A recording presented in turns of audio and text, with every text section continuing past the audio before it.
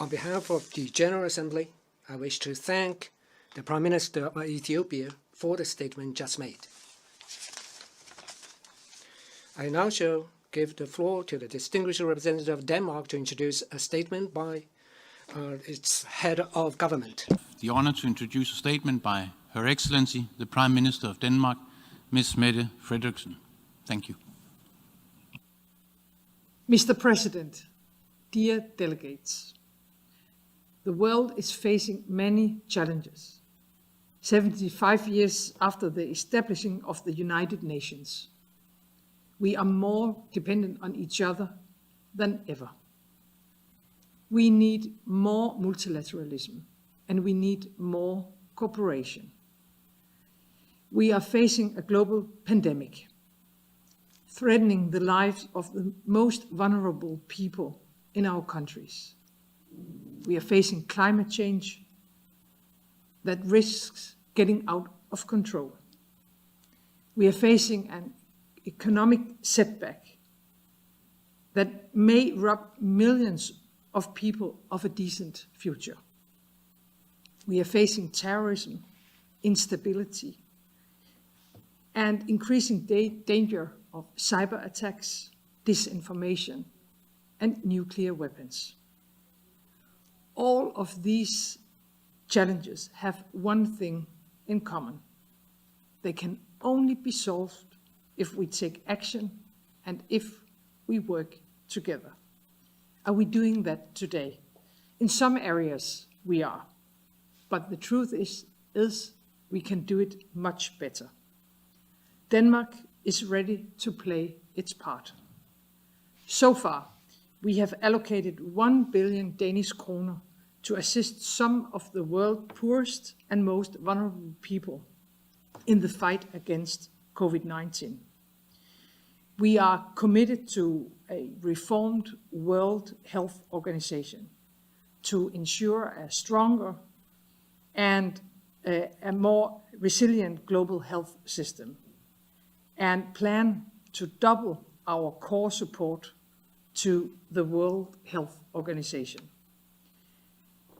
We insist on using the pandemic as a wake-up call to build a better, a greener, and a more fair future, to deliver on the Paris Agreement and on the Sustainable Development Goals. Mr. President, we are ready to take the lead on fulfilling SDG 7 as well, because energy transition must be at the heart of our efforts. Green investments not only help the climate, they also create millions of jobs, providing better lives and stronger societies, and a future that we can believe in. Political leadership and high ambitions in the run-up to COP26 is urgently needed to achieve neutrality by 2050. In the years to come, Denmark plans on reducing emissions by 70%. Mr. President, we must solve the global inequality that the virus has so brutally exposed. The inequality of today leads to the conflicts of tomorrow. We need to invest more in conflict prevention. And we therefore strongly support the Secretary General's call for a global ceasefire in the face of the COVID-19 crisis, to redouble our efforts to prevent and resolve armed conflicts, to build more peaceful societies. And we need to bring our humanitarian, development, and peace efforts. Denmark continues to work within the framework of international law and conventions regarding migration and refugees. But the asylum system of the past does not fit the challenge of the future. We need an asylum system that is more fair and actually also more human. We must reduce the dangerous journeys and put an end to the cynical business of human smugglers.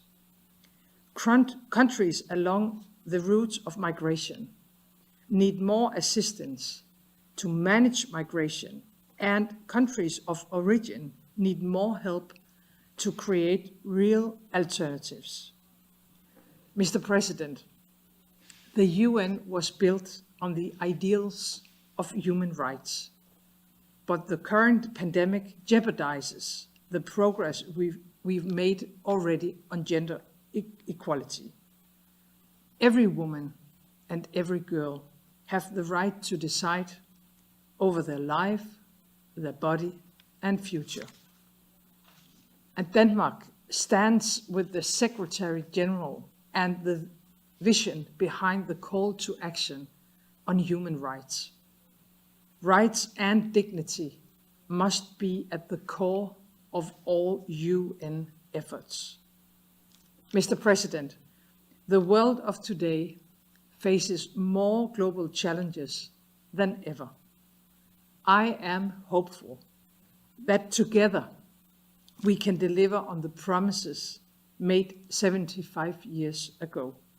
We, the peoples, we must act together. Current and future generations expect nothing less. Thank you.